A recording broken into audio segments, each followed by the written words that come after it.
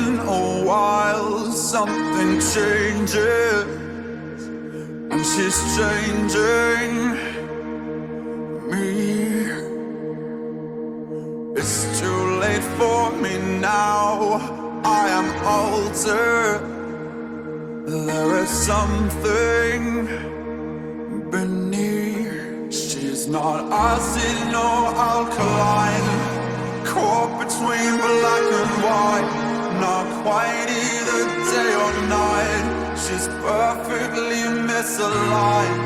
I'm caught up in her design and how it connects to mine.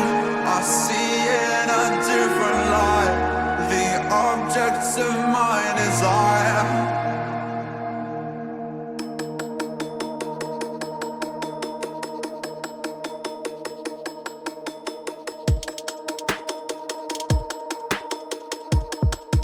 Ooh, let's talk about chemistry, 'cause I'm dying to melt.